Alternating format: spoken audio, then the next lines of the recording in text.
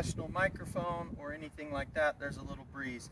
So I want to talk about my Duckworth 24 Pacific Navigator today, because when I ordered mine, there was very little on the information in terms of walkthroughs, information, particularly about options.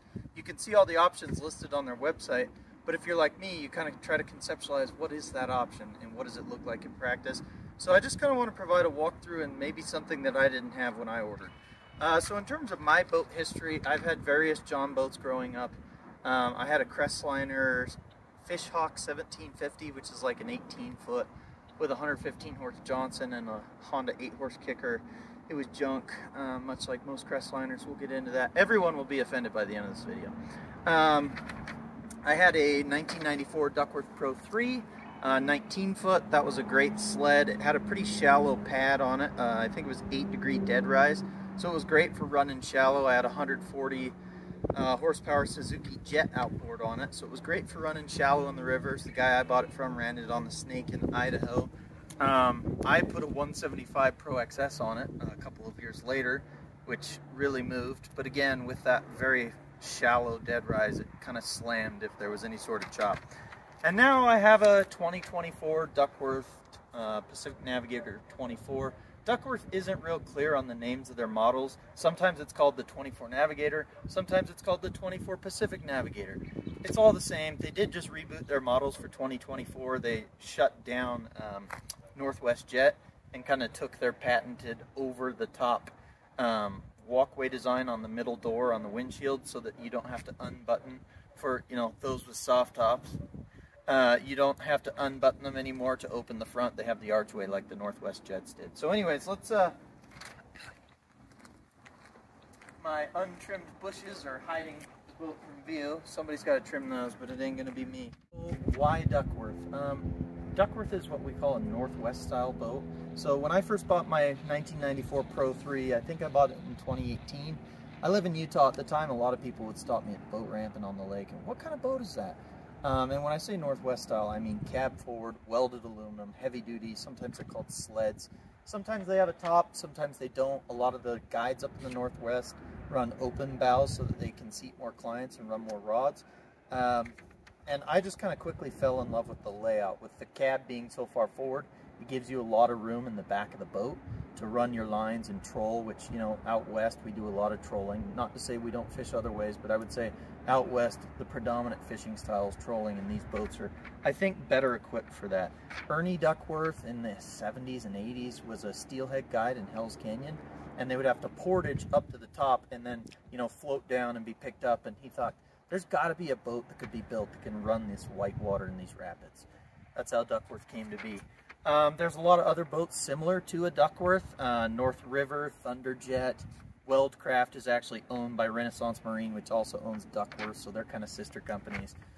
And then much like your Midwest style boats or your walleye boats, which are like your Lunds, your Crestliners, which are kind of the top of the line for that category of boat, then you kind of have your mid-range, your Alumacraft, your Starcraft, and then you have your bottom end, we're going to offend more people, your trackers. I got nothing good to say, so I'm going to invoke the thumper rule and say nothing at all. Likewise, in the Northwest boat category, we have really high end, which I would say is your North Rivers, your Duckworths, kind of your mid-tier, which I would consider like Thunderjet. There's a whole slew of others. You know, Custom Weld makes a great boat. I would say Aluma Weld makes a pretty decent boat. And then you have your lower end, which I would consider Kingfisher, and your very bottom, which is Hughescraft. They are the trackers of the Northwest style boats. I'm not sorry. Get mad in the comments. Why do I say some are better than others? Number one is the hulls. So hull thickness is a huge consideration. Also bulkhead or sidewall. Your sides is really what they're called, your bulkheads. The thickness of those, you know, for instance, Hughescraft is thinner on the hull and the bulkheads in transom thickness. The other item to consider is alloys. So 5086 is the strongest aluminum alloy that, you know, you want your bottom and your sides built out of. Some builders cheap out and do 5052, which is a more malleable, softer metal that does not wear or hold up as well. So that's a consideration. The other thing is when a lot of the builders talk about boat lengths, some will measure to the back of the offshore bracket where your motors are clamped on. A true measurement is from the point of the bow to the back of the true transom, not the offshore bracket. This is considered a 24. That's from the tip to the back. The offshore bracket is not included in that 24. If you count that, it's 26 foot 9 inches. Well, in terms of options, I'll start with when you get on the Duckworth option builder, the first thing they do is motors. We'll talk about that. You can get half paint, which stops right about here, or you can get full side paint. You can also do two-tone. So a lot of guys get cheap, they do the half paint and then this is raw aluminum. You don't want to do that, particularly here in a salty climate like Utah. Corrosion is a consideration, or a lot of guys run them in the salt. There again, corrosion's a consideration. I did full paint. I did not do the two-tone, but there's a lot of really good looking two-tone rigs. We'll talk trailer. So you have the option of an easy loader trailer or a gateway trailer. The easy loader is a painted steel trailer. I am not a fan of painted steel trailers whatsoever because you get corrosion under the paint, it bubbles, and then you have problems. The gateway is a hot dip galvanized, so it's much more resistant to corrosion, particularly, again, if you're driving on salty roads like we do or launching in the salt. A hot dip galvanized is a better trailer. The other item I want to mention is that the easy loader has plastic fender wells. So when you're stepping up here and getting stuff in and out of your boat, they're plastic. If yours is stored outside, inside, whatever your situation may be, those are going to sun fade, the UV is going to get to them, they're going to become brittle. One day you're going to step on it, that sucker's going to snap. I liked the aluminum better personally, and we got these snazzy alloy wheels, which I wasn't aware that was going to come with it, but cool. Let's talk trailer brakes. So you have the option of surge brakes. I strongly discourage surge brakes. I think they're junk. A lot of people use them because their vehicle doesn't have a trailer brake controller. The kind of vehicle you need to tow a boat of this size should have a trailer brake controller. This is not a minivan towable. It's not for fake trucks like Tacomas. You should have a real truck with a trailer brake controller. The reason that I'm down on surge brakes is they have a master cylinder in the tongue of the trailer. So what happens is when the tow vehicle brakes, the boat slides forward on the trailer, which activates that master cylinder and applies the brakes. So as the tow vehicle slows, the tongue of the trailer slides against that master cylinder, applying the brakes. Why is that a problem? Well, if you are towing down a mountain grade, which I do every time I go fishing, and I'm using the engine brake in my diesel, it's slowing the whole rig down, but the whole time you're pushing against that master cylinder and applying the trailer brakes. So you are going to smoke your trailer brakes if you live anywhere hilly with a surge brake setup. Then you have electric over hydraulic, which is still like a traditional hydraulic brake system that has a master cylinder, in this case an electric master cylinder, that applies pressure, pumps, and pushes to the brakes. What I have is full electric, meaning the electric comes up here to the trailer brake plug or to your 7-pin, which has the trailer brake integrated. And so it is actually an electric actuation of the brakes. And the reason I like that, it's simpler, there's less to fail, it's cheaper in terms of maintenance. But the other item is when I'm going down a mountain grade and I'm using my engine braking in the diesel to slow me down, the trailer brakes are not being applied, the engine brake is doing the work. So I'm a fan of electric brakes, I'm a fan of the gateway trailer. The hot dip galvanized is going to wear better over the years than a painted trailer. The easy loaders, just in my opinion, not great. The last thing I'll mention on trailer is some manufacturers still have the option for rollers or bunks. These are bunks, so they've got UMHW, which is a very high wear resistant polymer, over the top of the bunks, so the boat slides onto those plastic. It's like what cutting boards are made out of. And the reason I like that is that it holds the boat just by virtue of friction much better than rollers. I've seen guys unhook the bow of their boat and then back down the ramp, and with rollers it rolls right off. Now I never recommend unhooking the bow of your boat before you're in the water and ready, but you can probably get away with it with bunks. With rollers, you're not going to get away with it. That thing will roll out onto the ramp and you'll learn the hard way. So I'm a big fan of bunks. Gateway trailer, in my opinion, is the way to go.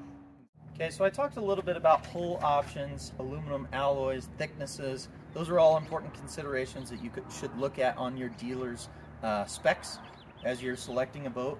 The other items that I did not mention, anchor guards. That's an option on the Duckworth, so it's essentially diamond plate up here by the front of the boat. I never carry an anchor I just use spot lock on the trolling motor, or I drift. 99% of the time I am trolling under power. So I've got the kicker in the water, or I've got the main in the water. I never anchor. So I did not get the anchor guards just because I didn't think it was relevant. And frankly, these MinnKotas are so good now. That spot lock is just, it's much better than trying to anchor up and fish, because even on an anchor, as you all know, you drift around. So I didn't do the anchor guards, but it is an option, and they look kind of snazzy. We'll talk about the fuel tank. So on this boat specifically, there is the option of a 65-gallon tank, which is the standard, an 88-gallon tank, and a 116-gallon tank. In a minute here, we'll get into the boat. There is a fish locker or hold in the aft of the boat, down on the floor. If you do the 116-gallon fuel tank, you lose the option of that fish hold just because it takes up that space for the extra fuel. I am freshwater. I'm not going on long tuna runs, so I have a hard time using gas fast enough to keep it fresh. In fact, I don't keep the tank full, because every time I go out, I just put fresh in. Because again, I don't use it fast enough, and I fish pretty much every weekend, and I still can't use it fast enough to keep it fresh. And I use Stable, and I know you're going to comment Seafoam and Startron and all. I do that, but I opted for the smaller fuel tank just because I don't want the liability of 88 or 116 gallons going bad on me. I can't even keep 65 used, so I'm glad that I did do the smaller tank. I think we'll climb up into the boat, so actually let's show that. Because I think it's pretty slick, and we can talk about some other options. Well, while we're here, we'll talk motors. So Duckworth, you know, they're pretty heavily aligned with Yamaha. You can find Duckworth dealers that are Mercury. I'm a Mercury guy. I've had a lot of them. I've never had any issues with any of them. They're very, very, very fuel efficient. Been on a lot of Yamahas. The fuel burn on the Mercuries is much better. The ProKickers are the best kickers there are. I know someone will argue and say they're loud or they shake. They're all loud. The alternator on the ProKickers is particularly what I really like. I believe it's a 14 amp alternator. So when you're running all your fish finders, your Downriggers, your LiveScope, which we'll talk about here in a minute, it's just great to keep all of your batteries topped off. Bigger alternator on the kicker. Likewise, bigger alternator on the Mercury than your Yamahas and your Hondas. They also have idle charge, so it'll idle up if you're drawing a lot of power to produce more power even at idle. So big fan of the Mercuries. The other reason I chose the Mercury 300 over the Yamaha 300, the Yamaha is a 4.2 liter V6, I believe. Not a fan of 6 cylinders, not a fan of smaller displacement. There's no replacement for displacement. I did the Mercury ProXS, which is a 4.6 liter V8. You get 2 extra cylinders, you get more displacement, they make more torque, and they're still more fuel efficient. My fuel burn at cruise is just over almost 4 miles per gallon, about 3.5 at like a 4,000 RPM cruise, which does about 28, 29 miles per hour. Very fuel efficient for a boat of this size. Very impressed with them. You know, I'm sure there's going to be angry Yamaha people, and that's great. You know, we'll see you on the water, I'll pass you. The other item I'll mention on the Mercury's weight. The Mercury is the lightest 300 horse class motor on the market. I believe this one in the XL, the long shaft 25-inch configuration, I want to say is 525 pounds. For a 300 horse, that is really light. Some of the competitors, you know, Yamaha, I believe, is just a little heavier, 550, 560. The Hondas and the Suzukis are, well, Honda only goes to 250. They did just come out with a 350. But the Suzukis, oh, heavy pigs. Plus, you got to be seen in a Suzuki, so. All right, let's go up into the boat. All right, I think the ladder is standard. I don't know that that was an option. One item that is an option that I almost didn't order, and the dealer talked me out of it, was the transom door. I didn't think I wanted that. The dealer told me I did. I took his word for it, and I'm really glad that I did. The transom door is really nice. You know, I'm a younger guy. I could still, you know, sit down and swing my legs over without the door. But if you're older, or you take maybe your folks fishing with you, it's just really nice. It's also nice to walk out here and net your fish. So the transom door, that gets the thumbs up seal of approval. Live well, that's a big one. Let's talk live well. So you can get just a fish box back here, standard. I don't know why you wouldn't click the button to add the live well. So it'll, you know, it's got a live well pump. It'll fill it up with water. It's switched down here. We'll talk about that in a second. It's also got an aerator or recirculate.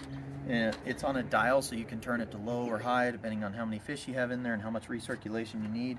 But the live well, I'm glad I did it. I like it a lot. It's great, particularly if you're salmon fishing. You bring them in, you rip their gills, you throw them in here to bleed, and then you put them down in the fish hold. So live well, I'm a big fan of. Ski pylon, I was being obstinate when I ordered. I did not get the ski pylon because boats are for fishing. Skiing is a willful misuse of a watercraft. Looking back, I probably should have got it. Not that I have any intent to, but for resale. But it just goes right here and it's removable, so they create kind of a little cutout where you can put the pole to hook your skier up to. Again, probably something I should have done, but I was being obstinate that day and I don't regret it. It's still a willful misuse of a boat. Rail options. You can get rails. These are the 3-inch rails. You can do 6-inch, which are a little taller. You can also do wraparound. That's obviously not an option with the transom door. But without the transom door, you can get wraparound. You can do single or dual downrigger. I ordered mine with dual downriggers. There was kind of a little bit of a snafu between the dealer and Duckworth. I, never got the full story, but I believe it was, the dealer did it correctly. I believe that Duckworth kind of dropped the ball and did not build the boat with dual downrigger pads. I was pretty hot about it at the time, and the dealer was great to work with, and they tried to help me out. And, we did some credits and things. They were great people. I really think it was on Duckworth's end. It ended up being a blessing in disguise. So I have the single downrigger mounts, but I went with a Cisco fishing system. So we've got a Cisco rail, and they make a whole suite of accessories. I've got my net holders here, a net holder on each side. I like extending nets. We fish a lot of kokanee. I like long net. Put your nets in the net holder. I have full B rod holders that when I'm not using the downriggers, I've got full B rod holders for just trolling. You can, adjust these. The downriggers are on the track on 2-inch risers. You can adjust them fore and aft, however you need to. You can fish your full Bs. I've got my LiveScope set up on there. We'll show that in a minute. So it actually ended up being, I think, for the better because I really like the rail system. It's been super handy. You can even get like cleats, and you can get grills that mount to it, and fillet tables, which is a nice feature. So thumbs up of approval on the rails. This is the fish hole. Oh shoot, I left my worms in there. Those are going to be bad. You're finding out with me. This is a fish hold. You can fill that up with ice, put your fish in there. Like I said, if you order the 116-gallon fuel tank, the fuel tank's right here. They need the space for that larger tank, so you lose this. If you're doing really long offshore runs, I can see the temptation to get it. If you get a Mercury, like you should, and it's fuel efficient, you'll never need 116 gallons. I think that you could get away with the 88 gallon. I think you could get away with that one if you buy a quality, high, fuel efficient motor. If you're in your Yamaha, coughing and blowing smoke, maybe get the bigger tank. The big option is tops. You can get a full soft top, you can get a half hard top, and you can get a full hard top with the gull wing and the tackle trays. This is the full hard top with the gull wing and the tackle trays. My last Duckworth had a soft top. It was kind of problematic, particularly on long tows. You'd have to keep your speed down so that you're not beating the canvas. So you'd have to take it down on the longer toes, which is just more work. It also is a wear item. It will get sun faded. You'll have to take it to a canvas shop, pay a couple grand to have it replaced every few years. There's nothing wrong with soft tops. I just did not want another one. Now, when full hard top is an option, I would recommend clicking that button. Half hard tops. Let's talk about that. So a half hard top oftentimes will cut right here. So this is hard on a half hard top. This right here, this panel, is going to be canvas. And you probably ask yourself, and I ask the same question, why would you want that canvas right there? It's still a wear item. It's still not going to like to be towed 80 miles an hour. Get the full hard top. Stop being cheap. Get it. The tackle trays are nice. Put your drinks up there, your tackle, whatever you got. I mounted a fish finder to this one here. We'll talk about electronics here in a moment. Big fan of the hard top tackle trays. Lighting. I got the rear deck lights. I got the courtesy lights. I got the forward lights as well. As many lights as you can get on a boat, the better. The nav lights on the Duckworth are built in, so you've got your green starboard, your red port, and then your anchor light up top. Big fan of the hard top. What are we forgetting? We talked lights, canvas stern cover. So I do have a cover when the boat is put away. It hooks here to the back of the top and it goes down. You can see the snaps here. The boat's dirty, please forgive me. You can see the stern cover comes all the way back. I'm a big fan of that. I did get the rod holders on the sides, the rocket launcher rod holders they called them. I did not get the ones on the top. You can also get rod holders up on the top. And the reason I didn't do that is I'm not the tallest guy in the world. It'd take everything I had to get my rods up there. And the boat's tall enough without adding rod holders up there. You can fold down that anchor light, you know, if clearance is an issue with your garage. If clearance is an issue, rod holders up there would definitely be an issue. So I skipped them. Interior, let's talk interior. You have the option standard, if you don't click any buttons, is going to have carpet on the floor, carpet on the sidewalls. Carpet in a fishing boat gets slimy, bloody, it dries, then when it rains, your boat smells like the bottom of a trash can because all that slime and everything is rejuvenating. There's what's called a half fisherman's interior, which is vinyl floors and carpeted sides, or you can do what I did, which is the full fisherman's interior, which is vinyl floor, Zolatone painted sides. You still have carpet in your gunnels here. In terms of interior, you have two options. You have gray or tan. The dealership acted like I was crazy for doing tan and blue. I think the color scheme just goes really nicely together. I think it's beautiful. They acted like I was crazy. I couldn't be happier with it. So you can do gray, interior, leather, and Zolatone, or tan. I did the tan. I'm a big fan. I did get the suspension seats. I did get the sleeper bench, so there's bars that come here and go across, and then you take off your backrest, and there's a third cushion in my garage, and they all stack up here, and it makes a bed. I did get that option. I did not get the porta potty option. You can get a porta potty that, you know, you lift this up, and there's a little commode right there, and you can sit here with everyone on the lake watching you and, you know, squeeze one off. The reason that I did not get that one is because I knew if I bought it, someone would find a reason to use it, and I'm really grossed out by all that. So I figured I'm not buying it. That way no one can use it, and I don't have to clean up you know what. So I did not select that option. I don't regret it, and I will never have a toilet in here. That's gross. I did get the suspension seats, so, you know, I think they're Rivermaster, and so as you're going over the bumps or whatever, you know, it kind of smooths you out. I did get the heated seats.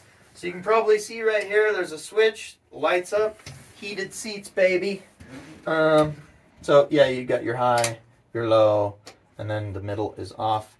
Talk electronics in a minute. Dual helm here, so this controls my main, this controls my kicker. I've got, you know, remote electric start on both, hydraulic steering. I thought I would click the button for tilt wheel, but I do not have a tilt wheel. That could be fixed, but recommend the tilt wheel. I've got the Mercury gauge. These are standard Duckworth gauges, fuel voltage, or mile per hour, or speedometer. Let's talk diesel heater. You may be tempted to get cheap and skip the diesel heater. It is a $7,000 option. I get it. That's a lot of cheese. Here in Utah, you know, I fish all winter long as the lakes don't freeze. Sometimes they do, sometimes they don't. My local ones, I am fishing. That diesel heater is chef's kiss. So this is the control for it. The diesel heater is down here. It's a Wallas Viking. It uses diesel, obviously. It's got a 5-gallon tank. I filled it up in September and had probably been on 24 trips since September. I was down to a half tank and I filled it up a couple weeks ago. It's very efficient, uses very little diesel, keeps it beautiful in here. You kind of look at your folks out in their trackers, huddled up behind the windshield, shivering, and a little party laughs. The diesel heater, just beautiful.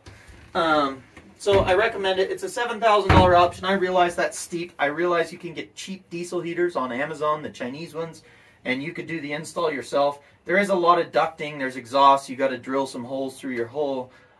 That hurts my heart. I'd rather the dealer, frankly, drill the holes, or rather Duckworth drill the holes in the hole than me. It just hurts my heart a little. The other thing is, these are expensive boats. We'll get to pricing in a minute. Why would you trust such an expensive boat to a $200, you know, Chinese diesel heater because you were trying to be cheap? I get the temptation. I wouldn't do it. So the diesel heater, I really love it.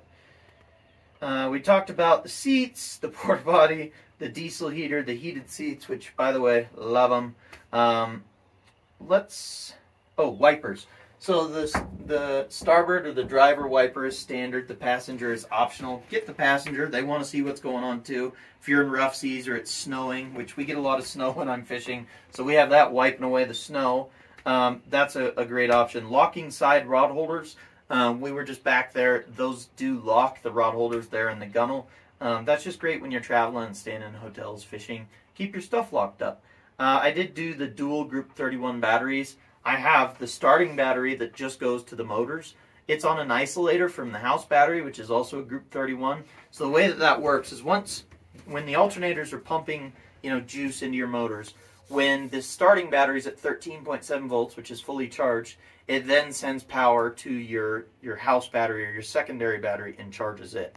Now, that is a one-way relationship. It sends power to the house battery. The house battery cannot pull power from your starter battery.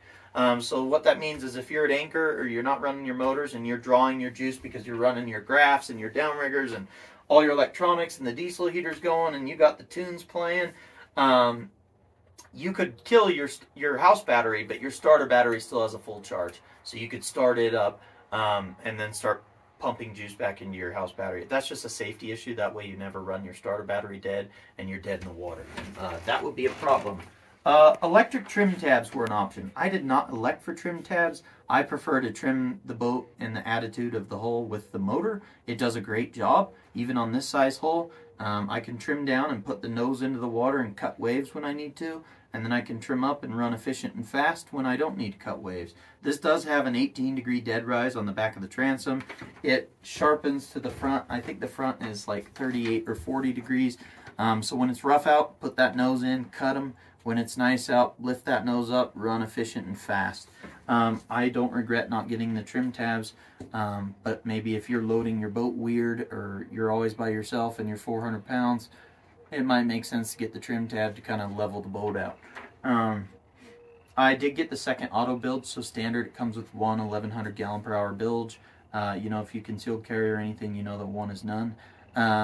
If you were to have some electrical issue with your bilge, and they always have issues because they don't get used that often, so you never want to find out your bilge isn't working when you need it. So I did two 1100 gallon per hour auto bilges, so I can pump 2200 gallons of water per hour out of this boat.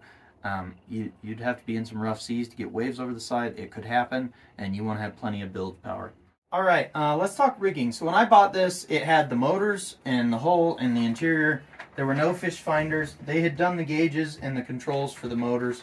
Everything else I have added. I added the rail system. I added the downrigger mounts. So let's talk MinnKota. I did the MinnKota Terrova 36 volt. I think it's 116 pounds of thrust. It's got a 72-inch shaft. Apologize, the windows are dirty. It's a working boat. It gets used. 72-inch shaft so that it doesn't blow out in rough seas. I have all Garmin electronics. Garmin just came out with their Kraken line shortly after I bought that one. So when it dies, I will get a Garmin front troller to integrate with all my electronics.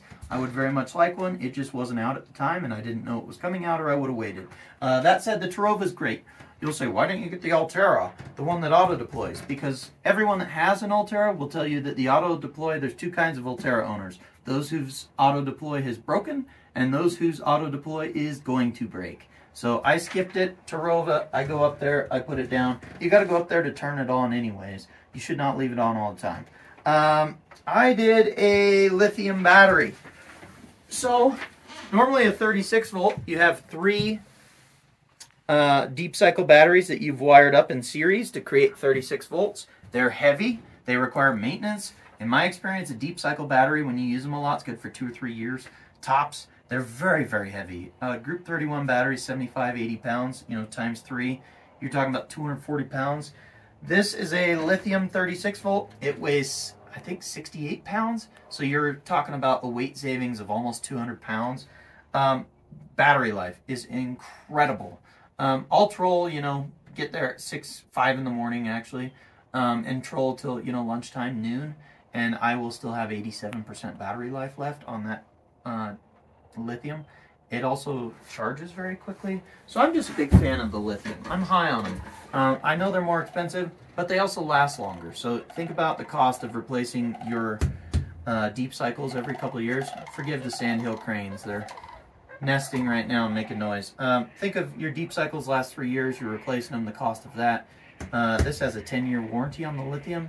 So it's more expensive initially. Long term, I think you're about the same, or maybe you even save a little bit of money with the lithium.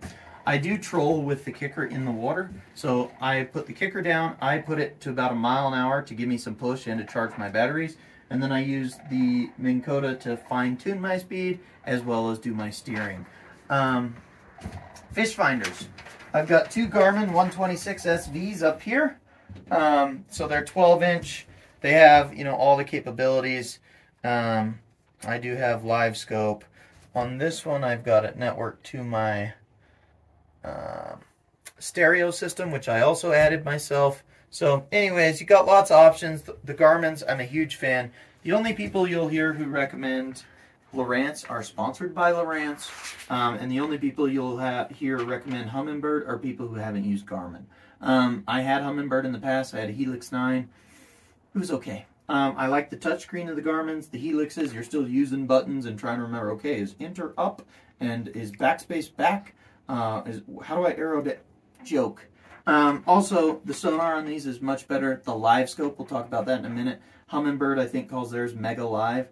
Garmin's LiveScope blows it out of the water. If you're looking at electronics, pony up, get the Garmin's. These are about $3 grand a piece. They're not giving them away. I have a 93 SV back here. They're all networked, so they all share sonar. They all talk to each other. When I drop a waypoint, it shows up on all of them. My sonar unit is a GT56 UHD. It's the latest and greatest traditional sonar. I have the LVS34 LiveScope. It's incredible. It blows my mind every time I take it out. I never get used to how awesome it is. Watching my dodger and my squid out there and watching fish swim into it and follow it, and then I can see when a fish grabs it because I see the fish start slashing and the dodger follow the fish. So I just watch my LiveScope and I look back and sure enough my rod's going in the downrigger. The LiveScope's incredible. I know that, you know, the people will be in the comments crying that LiveScope is cheating, it's not sportsmanlike. You know, I'm sure they said that about smokeless powder when, you know, we put away our Kentucky rifles like Daniel Boone and we got out, you know, our 30-06s and now our 6.5 PRCs and our super duper rifles. That's not sporting. Just because you can't afford it doesn't mean it's not sporting. All right. Stereo. I added a Garmin stereo. It's a hideaway stereo, so it connects to the fish finders. You don't see the head unit. It's all controlled through the fish finders and my phone via Bluetooth. I've got 4 speakers. I can zone the back deck from the interior, so I can turn one up and one down, turn one on, one off. My Garmin stereo is about $1,000. It's incredible. The sound quality, it also is smart enough to sound adjust for speed. So when you're under power running the big motor, making a lot of noise, it turns the volume up. And then when you come off playing and shut your motors off, it comes back down. I like it. Yeah, if you don't use Garmin, you're out to lunch. We talked about the Cisco rail system. Love it. Downriggers, I have Cannon Mag 10s. The reason I run Mag 10s is because I run 4. So I put these out to the sides. I extend the booms out 8 feet, whatever it is. On the back, I extend them out 1 section, so not all the way. So I run the backs like this. I run the sides way out. I like Cannons. The Mag 5s are the same exact downrigger. They just don't have the extendable boom. I had that on my last Duckworth. They worked great. When you're running 4, you do need extendable booms. One item I'll mention, I leave my downriggers on. I have the Cannon covers, I have the little Cannon locks. They're kind of like freezer locks, you know, they're the old cam lock. They're not going to stop a determined thief, but hopefully it kind of keeps the honest. One thing that I did do, I used to have to unplug my downriggers every time we went fishing, and those plugs are a bear, especially if they're cold. I work out, I lift weights, I feel like I'm a reasonably strong guy. When those plugs are cold, they will embarrass you. So what I did is I wired them all into a Perco switch. So when I want to run the downriggers, I turn that to on. Now I have power. When I'm done fishing with the downriggers, I turn them off. They're now dead. I have no parasitic draw from the positive ion technology that they utilize to, you know, put the electrons into the water, and the fish sense it in their lateral line and it causes them to follow it.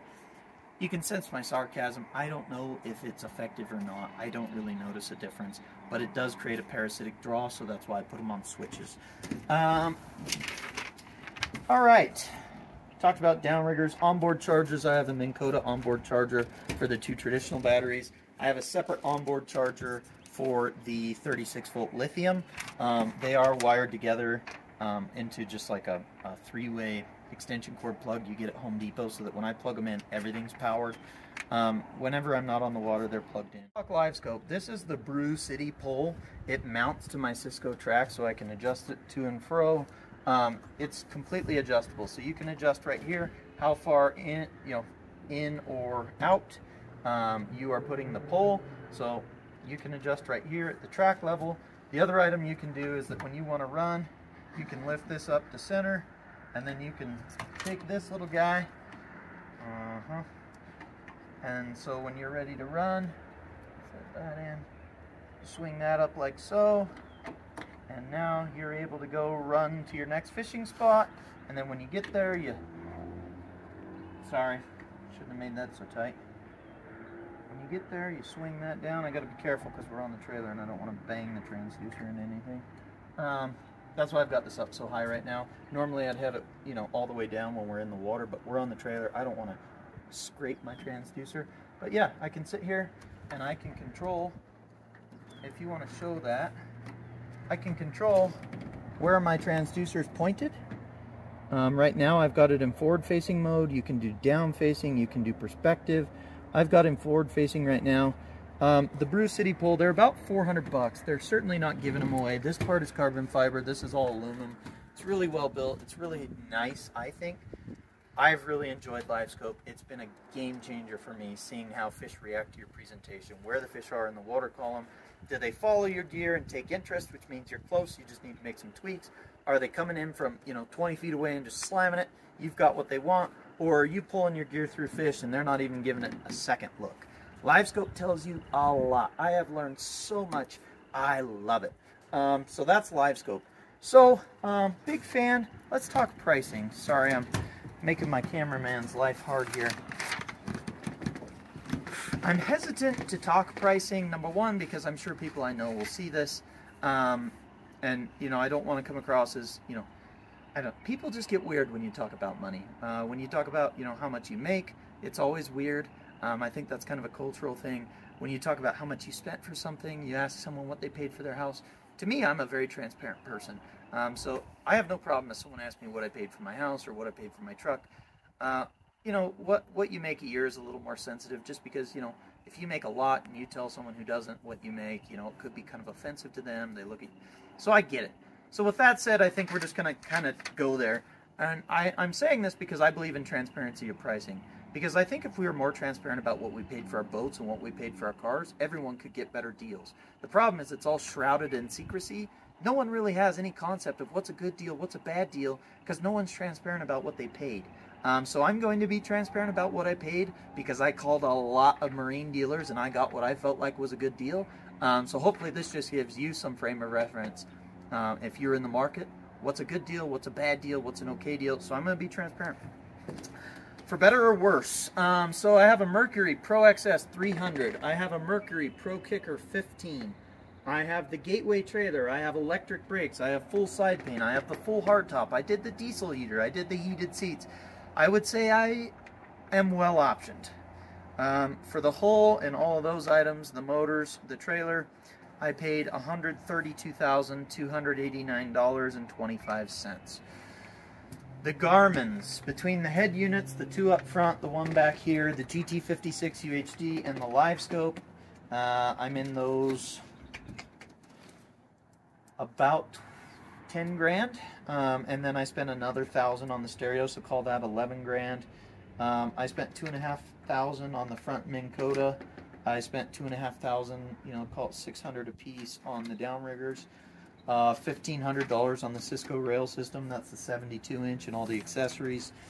The lithium battery and charger were $1,500 bucks. The MinnKota onboard charger and all the wiring and switches and fuses and battery isolator and just all the various items that go into rigging a boat, I would say was about another $1,000.